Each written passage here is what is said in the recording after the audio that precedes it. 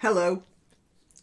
My friend has come to console me. I think he can see that I'm not feeling at my brightest right now. Yeah? Ah, little boy. Little boy. Okay, well, despite the smile, I have to say that I'm very depressed about the course of British politics right now. And it's to do with our Prime Minister and her Chancellor of the Exchequer. You see, she said something had to be done about the financial pickle we're in. About the financial pickle we're in, which has all to do with lockdowns and wars and all the rest of it. So she handed over to Truss and Kwarteng the task of getting British industry and business going again. And in the course of doing that, he lowered a tax rate, which meant that everybody was going to get less tax, and this was supposed to stimulate the economy. The thing about the tax was, though, that the very richest people were going to be paying less tax than the lower incomes. And as soon as people picked up on that in Britain, and this is what's most depressing, instead of saying, yeah, all right, well, the richest people are the people who really do stimulate the economy. They're the business people, the tycoons, the entrepreneurs, that sort of thing. So this might get them going. Let's give it a try. Oh, no, not fair. Not fair. You can't do that. You can't let the rich get away with paying a bit less tax. Even if it does stimulate the economy, it's not fair and we don't like it. And that's what was going on. It was going on in the BBC, it was going on, and even in the Conservative Party, it was certainly going on from the Labour Party. And nobody is looking at this rationally. Maybe I've read too much soul. Maybe more people should be reading more soul, but that's soul's idea, that the more you get very rich people having money to spend, they spend it. They spend it on industries and they spend it on philanthropy. We have to remember people like Dyson, the inventor of the swirly vacuum cleaner. He's moved all his work out to, I don't know what, Malaysia, Singapore, somewhere like that. And that's because the taxes here and the rates and the prohibitions are so tight that Malaysia made more sense, or wherever it was. Well, tell me, who has benefited from that? Us or the Malaysians? Well, yeah, me, if I wanted to get a Dyson vacuum cleaner, it would be a bit cheaper than if I bought it here. But the people who would be employed in the Dyson factories, they're out there earning their money in Malaysia. Or, as I say, wherever, I think it's Malaysia. Anyway, so that's the depressing thing, that everybody has ganged up. Okay, that's depressing. Even more depressing is that Kwarteng and Truss caved. Instead of hanging on and saying, this is going to be good for the country, we're going to give it a try, we're going to push through, no. And I suppose they caved because the Conservatives around them were going, oh no, it doesn't look fair, we can't do that. Well, things aren't fair a lot of the time. And yeah, I'm getting angry, aren't I? No wonder the dog was sensing that I needed some calming down.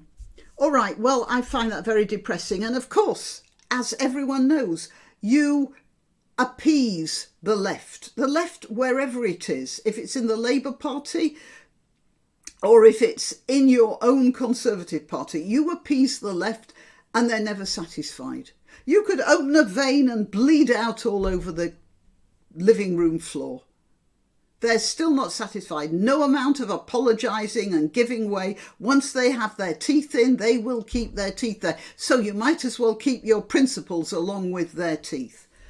And that's me being very angry. But I can cheer myself up with one thing here that I found in a publication called Archive. Now, they found an expert on Nordstream Leaks. I know I said I wouldn't go into that again, but I just can't resist it because there is no pleasure. I mean, I'm an old lady, aren't I? One of my greatest pleasures is to be able to look at my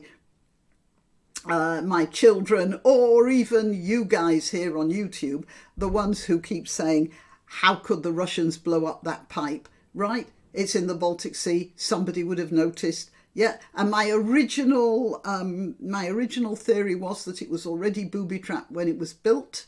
Yep. And anyway, so one of Granny's greatest pleasures is to be able to look at people like that, like my kids, and go, I told you so. Right, so that gives me a little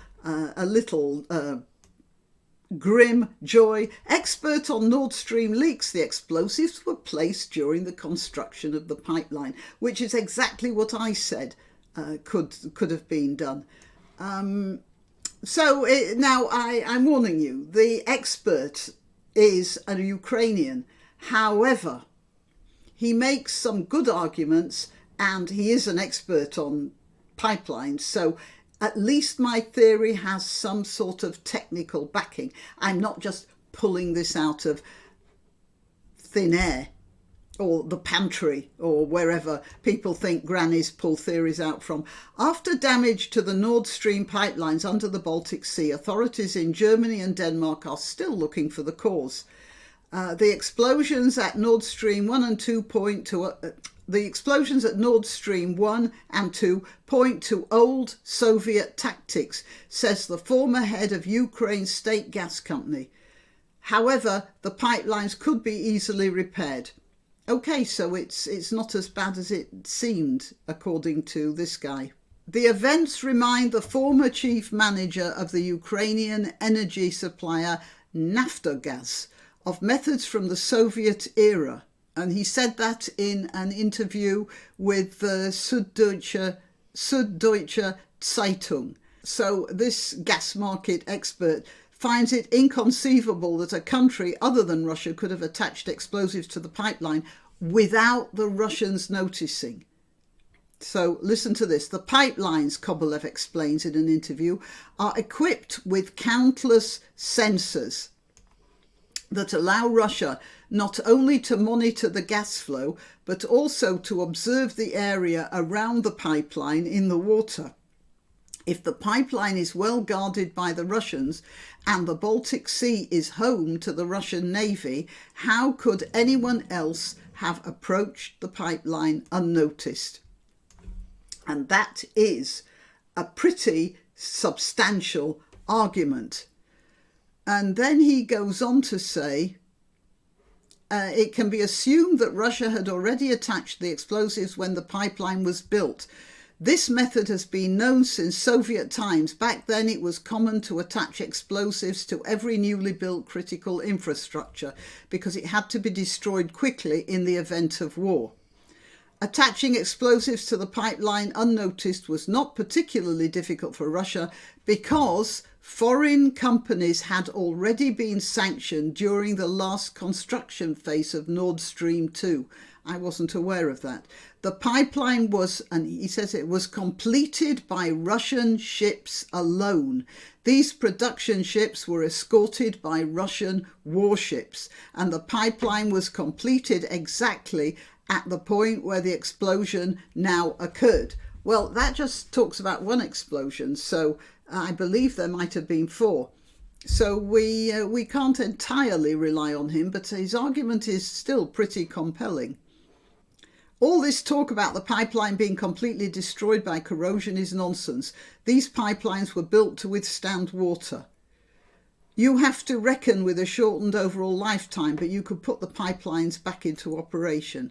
So that's it. And okay, as I said, time will tell. We'll possibly will know in some time fairly soon. However, my argument that the Russians had already attached a suicide device to the pipelines, stands and is backed by a technical expert now.